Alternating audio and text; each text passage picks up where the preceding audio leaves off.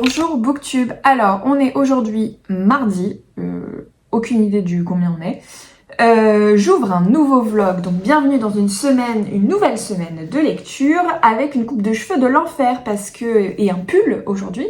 Parce que en fait on a l'impression, on est au mois de juillet, j'allais dire au mois d'août mais pas encore, on est au mois de juillet, on a l'impression d'être au mois d'octobre, donc voilà. Plus tout le monde s'est foutu de ma gueule au boulot parce que je suis arrivée avec un pull, tout le monde m'a dit mais Inès on a l'impression d'être en automne parce que j'avais mis une écharpe etc.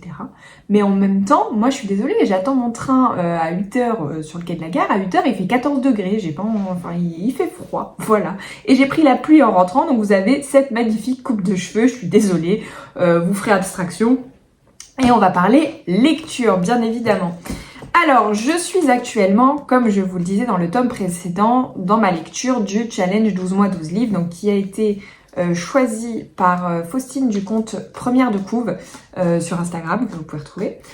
Elle m'a choisi Le Tueur Intime dans ma pile à lire, qui est un roman qui me tentait, qu'on m'avait offert l'année dernière pour mon anniversaire, donc ça fait 1 an, qui m'attendait sagement dans ma pile à lire. Et donc, il me tentait beaucoup parce que c'est un de ceux de Claire Favant qui a le plus d'éloges et dont on entend le plus parler. En tout cas, moi, c'est l'impression que ça m'a donné. Et forcément, j'avais envie de le découvrir. Moi, c'est mon 3e de Claire Favant. J'ai commencé par La chair de sa chair, qui avait été un coup de cœur total, parce que j'ai trouvé que la psychologie des personnages, elle était poussée, mais tellement à fond, et vraiment... J'avais vraiment adoré ce roman qui m'a marqué et j'y pense encore. La fin, elle m'a vraiment marqué jusqu'au bout du bout. Et cette famille, enfin vraiment sur les classes sociales assez basses, etc. Enfin, il y avait plein de choses qui étaient très intéressantes. Je vais pas vous faire la revue de celui-ci, mais en tout cas, moi j'ai commencé par celui-là et c'était une très bonne idée, j'ai adoré. Ensuite, j'ai lu De nulle part, qui est un de ses derniers sortis en poche. C'est l'avant-dernier poche, je crois qu'elle avait sorti. Et que j'avais beaucoup aimé. Là aussi, on est sur un truc très psychologique. Il n'y a pas de twist parce que on est... Justement, je l'avais fait en lecture commune avec quelqu'un et en fait, ce twist-là... alors, je me réexplique. En fait, il se passe un truc au milieu, on devine tout de suite qui est le tueur. Et elle m'avait dit que ça l'avait dérangée parce qu'elle voulait un suspense. Pour moi, en fait, le roman ne résidait vraiment pas là-dedans. Donc, si vous lisez De nulle part, je pense qu'il faut le savoir, faut l'avoir en tête. Parce que faut pas s'attendre à un truc à la fin, quoi. Il y en aura pas. Enfin, c'est pas un spoiler de vous dire ça, c'est juste que on est sur un roman ultra psychologique. Le but du roman, c'est celui-là. C'est pas de vous faire des twists de malade ou quoi, c'est la psychologie des personnages qui est encore une fois dingue. Voilà. Là-dessus, on n'est pas sur un thriller psychologique, pas vraiment. On est sur un thriller noir, dur, trash, hard, ce que vous voulez. On est sur un truc vraiment... Déjà, rien que le titre, Le Tueur Intime, bon, je pense que vous avez un peu deviné de quoi on va parler. On est sur Will, qu'on va rencontrer dans son enfance pendant les 100 premières pages à peu près, où on va voir l'évolution de ce personnage. Comment est-ce qu'il se crée? Comment est-ce qu'on devient tueur, détraqué sexuel? Comment est-ce qu'on devient cette personne atroce? Voilà. Est-ce que c'est de naissance ou pas? Est-ce qu'il y a des choses dans sa vie, dans des éléments qui ont fait qu'il est devenu comme ça? Et ben c'est ce que nous explique Claire Favant. Donc au début, c'était... Enfin, il y a quand même des choses déjà qui sont un peu... Non, attendez, c'est page 30, je crois. Où justement, je me suis dit, ah punaise, déjà page 30, il se passe ça? Je crois que c'est ça. Bref, mais on va dire que le début, c'est pas le plus hard. Mais ça commence déjà pas mal.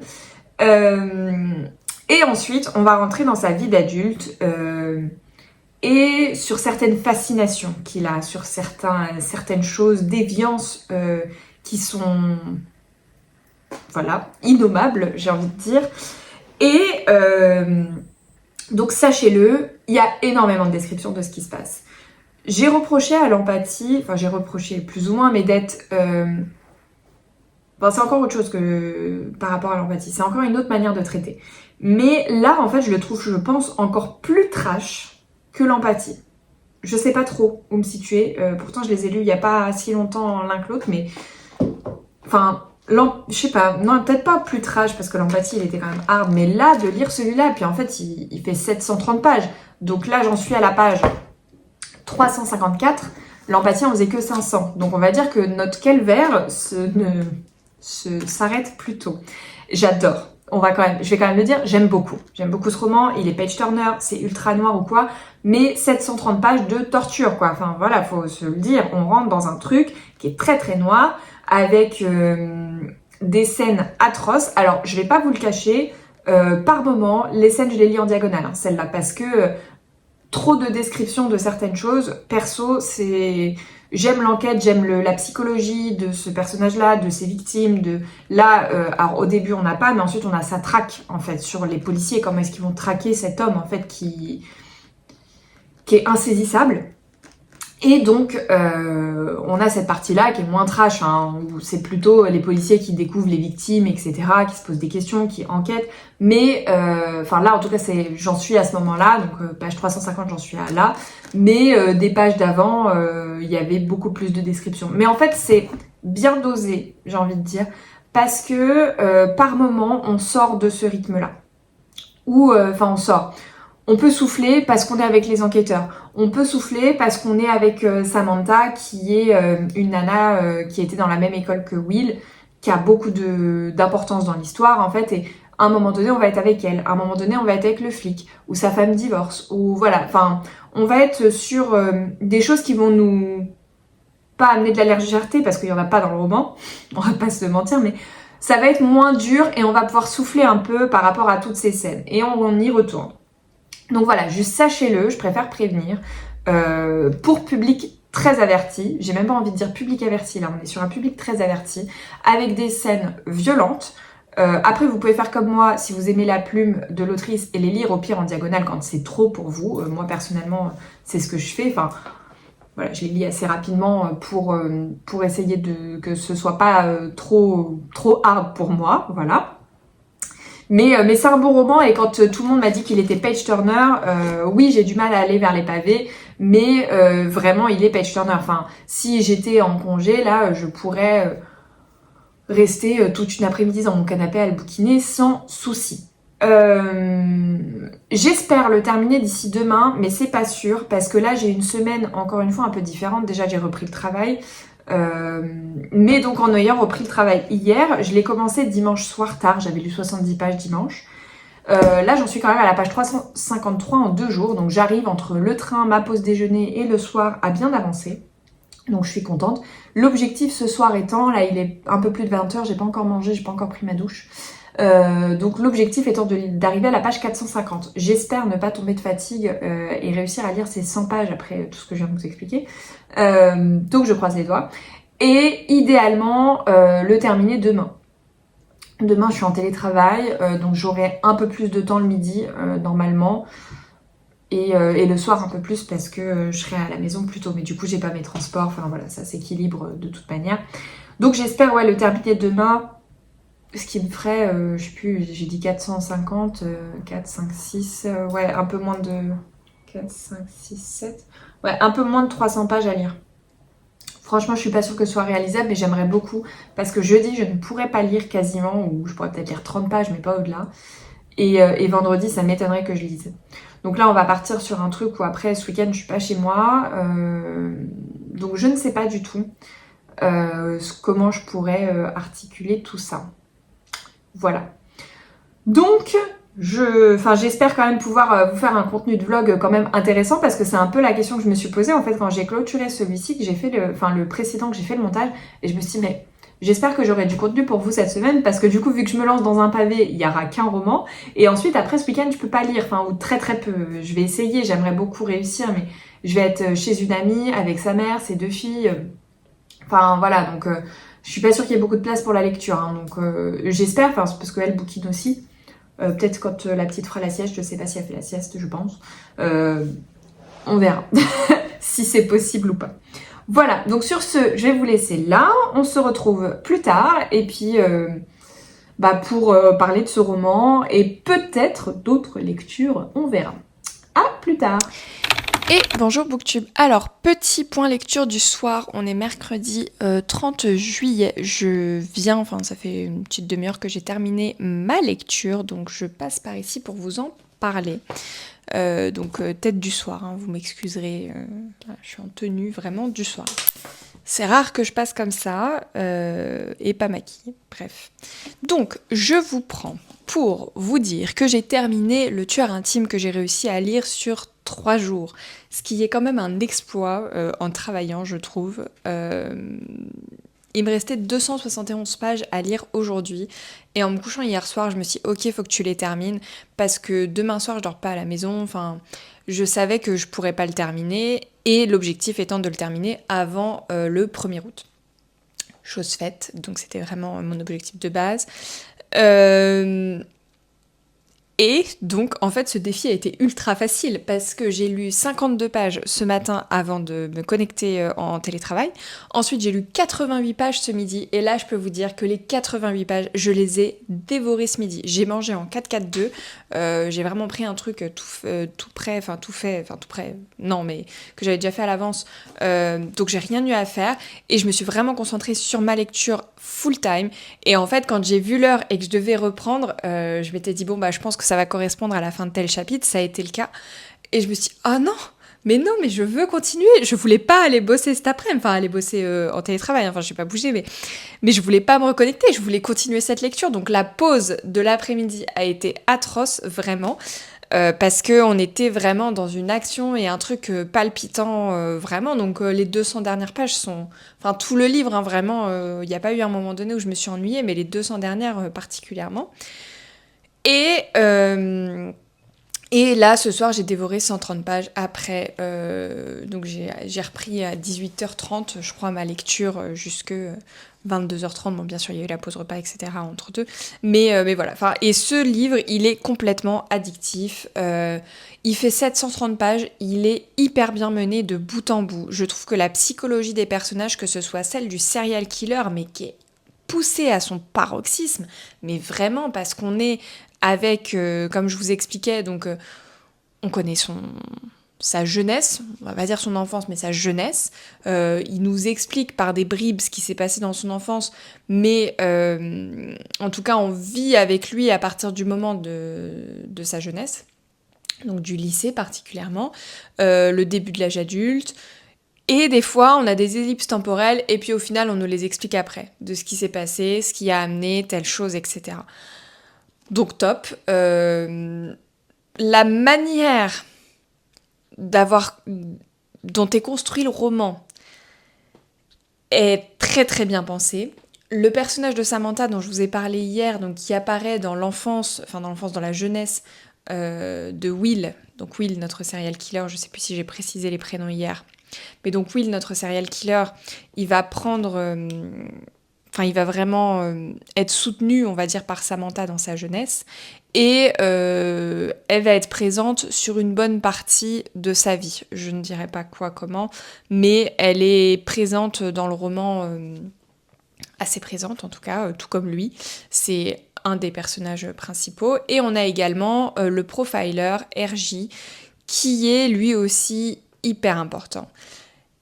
Et donc RJ apparaît pas du tout de suite, on arrive où je vous disais au début on est sur l'enfance et après on va avoir l'enquête et comment est-ce qu'ils vont traquer, se détraquer et ce sociopathe, ce serial killer, etc. Donc on découvre ensuite RJ, et RJ c'est pareil, c'est un personnage que j'ai beaucoup aimé, qui est très très développé en fait sur sa psychologie personnelle, professionnelle, qu'est-ce qu'il apporte à l'histoire, pas que en matière d'enquête, mais qu'est-ce qu'il va apporter à cette histoire-là. Et j'ai trouvé que vraiment c'était hyper bien mené, enfin, les personnages, la psychologie et la construction sont super bons, vraiment. Juste... S'il y avait une critique, et encore c'est même pas une critique, mais par moment, mais c'est très bien la manière dont c'est fait, on peut trouver ça long, la manière dont on relate les événements qu'on connaît déjà en fait, mais où ça va matcher avec l'enquête du profiler, etc. Et donc ça peut paraître redondant de mettre tout ça, mais en même temps c'est le moment où on refait tous les événements, les victimes, les machins et tout, et on se dit « Oh, mais oui, mais c'est comme ça, et il y a tout qui prend sens, et c'est bon, ils ont compris, et voilà. » Donc, je vous spoile rien, bien évidemment, que les flics comprennent à un moment donné, sinon, il n'y a pas de livre, enfin, il n'y a pas de fin, en tout cas. Donc, c'est pas un spoil. Mais voilà, enfin, c'est un très très bon thriller, mais voilà, pour public extrêmement averti. Je regardais s'il mettait quelque chose sur la 4e de couve en termes de... Genre, non, ils mettent juste thriller. Mais ouais, non, enfin, vraiment public très averti. Un lecteur polar lambda, enfin, tout lecteur polar lambda ne peut pas lire ça. Enfin, pour avoir eu en plus de nombreuses discussions avec des filles sur Instagram qui me disaient que pour elles, la limite dans les polars, c'était les violences sexuelles, ne lisez pas ce roman. Enfin, vraiment, ça va être une torture. Même pour moi, il y a eu certaines scènes. Je suis contente de l'avoir fini aussi pour ça. Il était excellent. Mais 3 jours de scènes absolument atroces. Voilà, c'est bon. J'ai envie de passer à un truc plus gai, là. Voilà. Pour un mois de juillet, là, début août, là, c'est bon. J'ai eu ma dose de noir, mais qui était très bien, en fait. J'aurais pu... ça aurait pu continuer de 200 pages. Ça aurait pas été mauvais du tout. Voilà, mais donc sachez-le, public extrêmement averti pour ce roman-là, je préfère le préciser. On n'est pas sur La femme de ménage, quoi, que je n'ai toujours pas lu, mais prévu pour le mois d'août, La femme de ménage. Donc, j'ai terminé celui-ci, et là j'ai commencé, mais alors vraiment commencé, j'ai lu le chapitre 1 de Ce qui nous rend vivants de Emma Green. Donc on change totalement de registre, on part en romance. Alors, à voir ce que ça va donner. Là, le premier chapitre, justement, je me suis dit, comme je me refais les Grey's Anatomy en ce moment... Est-ce que... Enfin, justement, je suis totalement dans la bonne vibes, etc. pour lire ça. Mais, en fait, le premier chapitre, pour l'instant, à voir ce que ça donne. Parce que pour moi, c'est trop Grey's Anatomy. Donc, à voir comment les autrices vont amener tout ça. Je veux pas donner un truc négatif au bout d'un chapitre. Hein. Mais pour l'instant, pour moi, c'est vraiment un copier-coller de Grey's Anatomy. J'imagine bien que ce ne sera pas le cas. Là, j'ai vu en plus, il y a des flashbacks, retour dans le temps. On n'a pas ça dans Grey's. Mais en termes des blues, des couleurs, de... Ah oui, et du nom. En fait, là, c'est le nom d'un des médecins qui m'a turlupiné aussi, qui est la personnage principale, c'est Cleo Robbins. Et Robbins, c'est Arizona Robbins dans Grey's Anatomy, pardon. Donc, et en plus, il y a un truc avec le docteur Pravesh, et ça, c'est pareil, je l'ai déjà vu dans une série Pravesh, mais c'est peut-être pas Grey's. Ça m'a perturbée, faut que je retrouve dans quoi c'était, Pravesh. Ça me perturbe. Donc voilà, je risque d'être un peu perturbée par le docteur Robbins, voilà. Mais à voir, comme je vous dis, j'ai lu, donc c'est chapitre 2 commence page 19, j'ai lu 8 pages, quoi, donc je vais pas du tout donner un jugement ou un avis là-dessus, je vais me laisser porter et je verrai. Donc il est un peu plus, presque 23h30, je vais monter me coucher, lire 1 ou 2 chapitres dans mon lit et je vais arrêter là pour ce soir, je pense, parce que je me lève très tôt demain, et voilà. Voilà. C'est tout pour moi, je ne sais pas quand est-ce que je pourrai vous reprendre. On se dit à plus tard pour la suite du coup de ce roman-là, très certainement. Ciao! Et bonjour Booktube. Alors je vous retrouve aujourd'hui assez tard, je viens de rentrer et je n'ai absolument pas eu l'occasion de vous filmer quoi que ce soit plus tôt. Donc on va clôturer ce vlog ici. J'avais une réception dans la boîte aux lettres, je vais vous montrer ça. J'ai terminé ma lecture en cours ce soir et débuté une nouvelle, donc je vous parle de tout ça. Donc tout d'abord, j'ai une petite réception qui me vient du livre de poche. Je ne sais pas du tout ce que c'est. Hop, alors désolée pour le bruit. J'essaierai de couper ça. J'aurais peut-être dû l'ouvrir avant. Ouh là là. Alors c'est pas du tout quelque chose que j'ai demandé. C'est un peu surprise. Hop. Alors, oulala. C'est une box scène de crime. Do not cross. Voilà. Et en fait, je sais pas si vous allez voir, ça fait vraiment effet sang. Voilà. J'aurais dû avoir des ciseaux sous la main, je pense. Parce que ouais, c'est scotché. J'aimerais bien pas tout déchirer pour essayer de faire... Parce que du coup, je l'ouvre avec vous, mais faire une jolie photo Insta. Désolée pour mes nombreuses grimaces. Et donc, à l'intérieur, qu'est-ce qu'on a? Alors, on a un petit 3, 6 là pour les indices qu'on relève. Voilà, c'est bien pour des photos, ça c'est pratique. Un petit cadavre comme ça. C'est un aimant pour le frigo, je crois. Ça ressemble un peu à un aimant, la matière. J'ai un petit doute, mais... alors, le médecin légiste qui fait parler les morts. Est-ce que ça vous parle? Donc c'est chez le livre de poche. Et donc le roman, c'est celui-ci. Enfin le roman, je sais pas si c'est un roman, je pense pas qu'on peut le qualifier ainsi. Les morts ont la parole. Donc les histoires vraies du médecin légiste Phénomène. Donc du docteur Philippe Boxeau, qui était au Festival sans nom notamment de Mulhouse, qui faisait une conférence, etc., qui était complètement complète. Voilà. Donc où moi j'avais pas participé, je sais plus pourquoi. Je crois qu'on n'avait pas le temps, surtout. Ou alors c'était complet. Non, c'était au Quai du Polar où tout était complet. Je commence à me mélanger les salons à force en fin d'année, là. Bon, je vais devoir l'enlever complètement parce que je pourrais pas lire la fin. Alors, je vous lis la 4e de couverture. Médecin légiste depuis plus de 30 ans, Philippe Boxeau livre son quotidien fait de morts qui ne le sont pas toujours ou pas encore, de disparitions de cadavres, de dissimulations, de meurtres, de suicides étonnants, de la scène de crime à la salle d'autopsie, entre pratique médicale et enquête policière, l'expert médico-légal raconte son métier qui est aussi sa passion. Il relate ainsi l'évolution du corps après la mort à travers des histoires de mouches, puis il s'arrête sur cet homme qui pensait mourir d'un seul coup de feu et qui a dû s'y prendre à 14 reprises sur cet autre qui, en voulant se pendre, est finalement décédé d'une fracture du crâne. Sur ce meurtrier qui n'aurait jamais dû consommer d'alcool ou encore sur cette morte qui avait le mauvais goût de transpirer, les histoires rassemblées qui sont toutes vraies. Âme sensible, s'abstenir. Eh bien écoutez, moi ça me tente bien, je suis très curieuse de découvrir ça. Enfin là, moi la 4e de couverture, elle me tente bien parce qu'avec tous les polars que je peux lire, savoir ce qu'il en est exactement en termes médicaux, bah écoutez, moi je suis curieuse. Bon, par contre, la couve, voilà, c'est pas le truc qu'on a envie de poser sur la table, voilà. Mais non, ils ont été jusqu'au bout dans la petite box avec du pchit là. Donc bah merci beaucoup au livre de poche parce que c'est une jolie surprise en rentrant de vacances. Je vais tout remettre dans la boîte et puis je ferai une photo Insta demain quand il fera jour parce que là, c'est pas terrible. Voilà. Toc. Je remets la petite bandelette. Voilà. Donc bah très contente parce que au final je l'avais pas forcément repéré. Mais là d'avoir lu la 4e de couve, ça me tente bien. Voilà.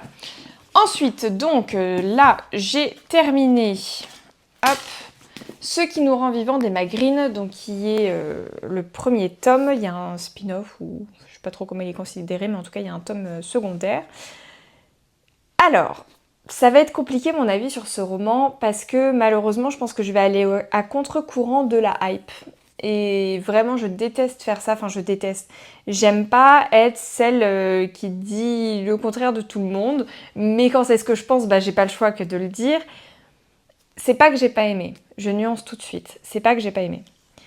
C'est qu'en fait, au vu de la hype, je m'attendais à un truc beaucoup plus waouh, beaucoup plus... plein de choses beaucoup plus en fait, et qui m'ont pas totalement convaincue, notamment en fait je reviens sur ce que je disais dans le rush précédent, je sais que j'en ai parlé, sur le fait que j'avais l'impression que c'était un peu un copier-coller de Grey's Anatomy. Déjà moi il y a les noms des personnages qui m'ont fortement dérangée, donc on a le docteur Cleo Robbins, alors certes c'est pas Arizona Robbins de Grey's Anatomy, mais c'est quand même un personnage phare et c'est le même nom de famille, et le docteur Pravesh j'ai retrouvé, c'est dans The Resident, une série également médicale, moins connue que Grey's Anatomy, mais quand même assez connue quand on a regardé les dernières séries médicales, que j'ai beaucoup aimé d'ailleurs, qui est sur Disney+. Et du coup, d'avoir ce Dr Pravesh également, ça faisait 2 noms de séries médicales. Ça se trouve, il y en a d'autres, j'ai pas vu toutes les séries médicales. Enfin, j'ai pas vu Urgence, j'ai pas vu... qu'est-ce qu'elle cite à la fin, je ne sais plus, mais... Dr Queen, si, j'en ai vu quelques-uns, mais je pense pas qu'il y ait des noms de Dr Queen. Mais voilà, j'ai pas vu toutes les séries médicales. Mais j'ai vu Grey's Anatomy et The Resident pour le coup, et je me retrouve avec 2 noms que je connais très très bien en fait.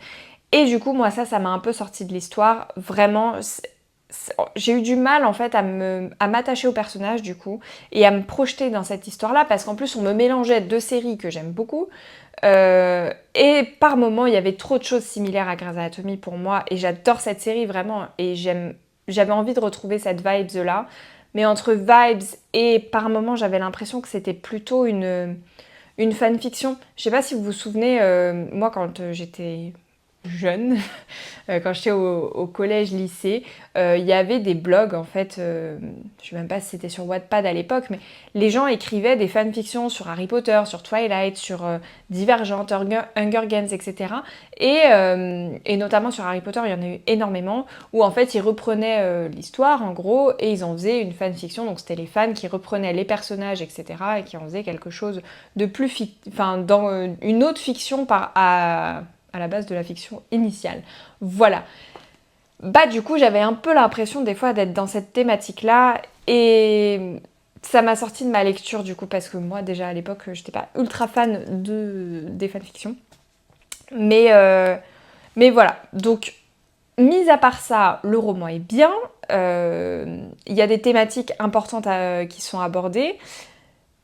Au niveau du smut, on est pas mal. Il y en a quasiment pas. Il y en a très très peu, donc ça c'est cool. Il y a quand même une scène qui peut être un trigger warning et de toute façon, alors il n'est pas du tout au début du roman, mais il n'y a qu'un seul chapitre où on va vraiment parler de ça. Et au début de ce chapitre-là, de ce qui va se passer, en fait c'est écrit. Et il y a le numéro du chapitre, donc je crois que c'est 40 ou je sais plus quoi. Et en dessous il y a écrit attention, ce chapitre comporte une scène de machin. Donc il y a un trigger warning dans ce chapitre-là. Mis à part ça, moi je l'ai trouvé très soft, très doux. Voilà.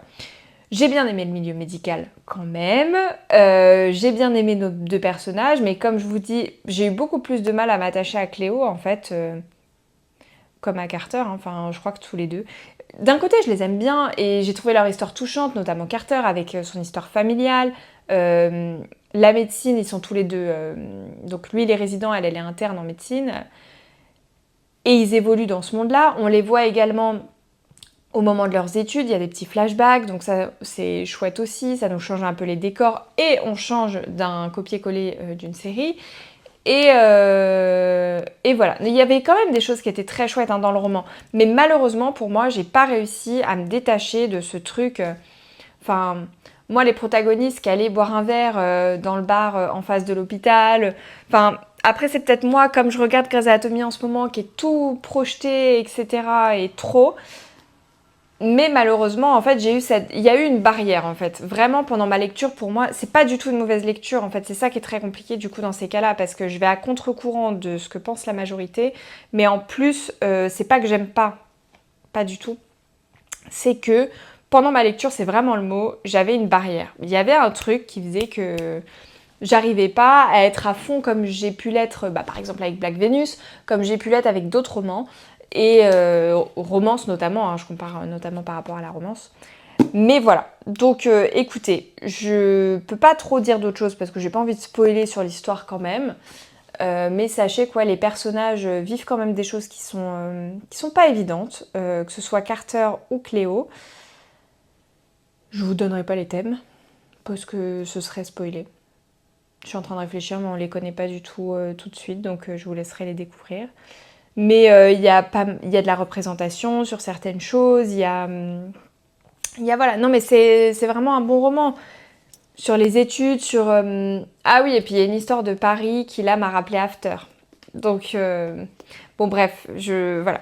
En fait, c'est pas vraiment, je veux pas taper sur ce bouquin, vraiment pas, parce que j'ai quand même passé un bon moment. Mais il y a des petites choses, comme j'ai pu dire, qui ont créé une barrière et qui ont fait que j'ai pas pu être autant investie dans le roman et avec les personnages que je l'aurais souhaité.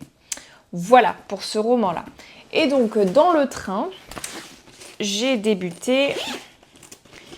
vraiment débuté, j'avais plus beaucoup de temps. Bahari Bora de Steve Haggans. Je pense que ça se prononce comme ça.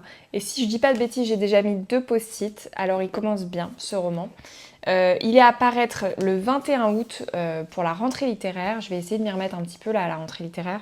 Parce que le mois d'août commence et tout va sortir à la fin du mois. Donc je vais essayer d'être un peu plus à jour. Et voilà. La plume déjà j'aime beaucoup, elle est très belle. On est dans une histoire qui va pas forcément être facile. Et puis je vous en reparle dans le prochain vlog. Mais je suis vraiment curieuse de découvrir davantage ce roman. J'espérais, mais bon, il est tard, je travaille demain, réussir à arriver à la page 50. Oh, je peux peut-être lire 2 chapitres, ça me fait page 48. Voire même 3, ça fait 51. Ils sont courts les petits chapitres. À voir, mais en tout cas, voilà, j'aurais aimé avancer un petit peu plus ce soir, mais c'est pas dit, à voir. J'espère le terminer demain. Voilà, donc sur ce, je vais vous laisser là. Je suis désolée pour ce vlog qui était compliqué pour moi à filmer, etc. Parce qu'entre mon gros pavé et mon départ ce week-end, c'était compliqué de tout agencer et d'être présente comme je peux l'être d'habitude. Donc j'espère que ça vous aura plu quand même si je vous ai parlé de très peu de romans du coup là, parce que le tueur intime m'a pris pas mal de temps et comme j'étais avec beaucoup de monde, je ne pouvais pas forcément lire ce week-end, vraiment pas. Donc j'ai quand même réussi à lire un petit peu, donc ça c'est déjà bien on va dire. Et puis on se retrouve par contre la semaine prochaine, là j'espère lire davantage. Je vous spoil sur mes lectures de ce que je prévois de faire, mais comme je suis pas très constante dans mes envies, c'est pas dit que je m'y tienne. Donc celui-ci, en premier, que j'aimerais terminer demain. J'aimerais lire La gomme à effacer de Laurie M. Et ensuite, c'est un grand questionnement sur lequel roman du challenge je sors. Entre Consider Me, qui est ma romance en anglais, donc mon défi. La femme de ménage, donc mon best-seller que je n'ai jamais lu. Et qu'est-ce qu'il y avait d'autre ? Je sais plus quelle catégorie il manque, mais en tout cas ces deux-là c'est sûr. Et voilà, donc c'est en tout cas ça c'est sûr. La gomme à effacer, je pense que c'est quasiment sûr, et à voir sur le prochain. Voilà, donc sur ce, je vous laisse là. Je vous retrouve en commentaire la semaine prochaine pour vraiment quelque chose de mieux, parce que limite j'ai honte de vous proposer ça cette semaine. C'était pas hyper comme j'aime, on va dire. Mais bon, désolée, les vacances font que c'est différent, et puis la vie fait que des fois c'est différent, donc voilà. Je vous laisse là. Je vous dis à la semaine prochaine. Passez une bonne semaine, de bonnes vacances si vous êtes déjà, enfin si vous êtes en vacances, parce que là les Haussiens, c'est la première semaine je crois où tout le monde commence à partir, ou est déjà parti. Donc profitez bien, bon courage à ceux qui, comme moi, travaillent ce mois-ci et essayent de garder un petit moment, un petit air de vacances sur les week-ends, dirons-nous. Donc voilà. Sur ce, donc à la semaine prochaine, même pas, je dis à la semaine prochaine, mais on se retrouve dimanche normalement, si tout va bien, on se retrouve dimanche, donc vu que là je vais poster mardi, voilà. Bref, je suis fatiguée, je vous laisse là, je vous embête pas plus longtemps. Très bonne semaine à vous, et à plus tard. Ciao.